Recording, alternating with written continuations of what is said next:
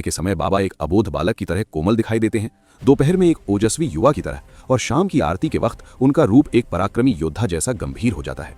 मूर्ति के चेहरे पर आने वाले ये बदलाव आज भी वैज्ञानिकों और शोधकर्ताओं के लिए एक अनसुलझी पहेली बने हुए हैं।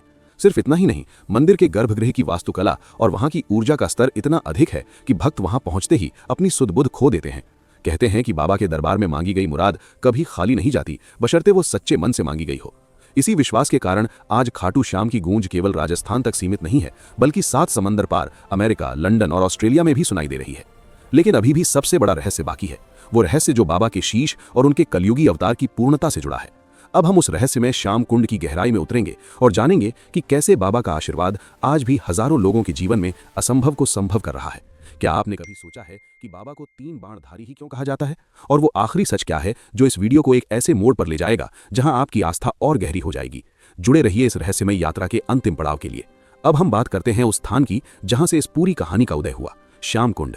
ये केवल पानी का एक छोटा सा जलाशय नहीं है, बल्कि ये वो उद्गम स्थल है जहां कलयुग के इस महाशक्तिशाली देवता का प्राकट्य हुआ था। मान्यता है कि जब राजा रूप सिंह को वो दिव्य मस्तक प्राप्त हुआ तो वो इसी कुंड की गहराइयों में सुरक्षित था। आज भी हजारों श्रद्धालु इस कुंड के जल में डुबकी लगाते हैं।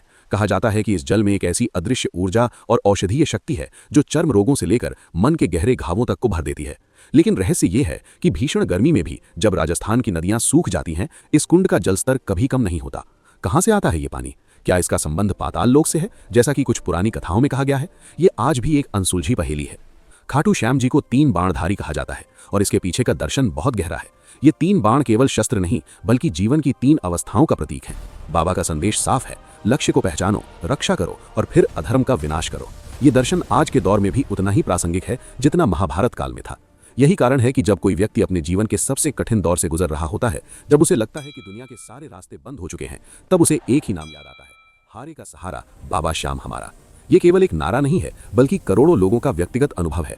लोगों का मानना है कि यहाँ मांगी गई अर्जी कभी खारिज नहीं होती, बस आपकी आंखों में आंसू और मन में सच्चा विश्वास होना चाहिए। जैसे जैसे शाम ढलती है, खाटू की गलियों में इत्र की खुशबू और भजनों की गूंज और भी तेज हो जाती है। भक्त जब मंदिर के शिखर पर लहराते हुए उन अनगिनत निशानों को देखते हैं तो उन्हें आभास होता है कि वो अकेले नहीं है, उनकी चिंताओं का भार उठाने वाला कोई है। यहाँ आने वाला हर भक्त अपनी एक व्यथा लेकर आता है, लेकिन लौटते समय उसके चेहरे पर एक ऐसी शांति होती है जो किसी भी सुख सुविधा से नहीं खरीदी जा सकती। ये शांति, ये संतोष ही खाटू श्याम का सबसे बड़ा चमत्कार है।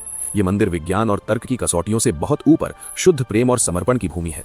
खाटू श्याम मंदिर का रहस्य केवल इतिहास की किताबों या पौराणिक कथाओं में सीमित नहीं है, बल्कि ये हर उस भक्त के दिल में धड़कता है जिसकी हार जीत में बदल गई।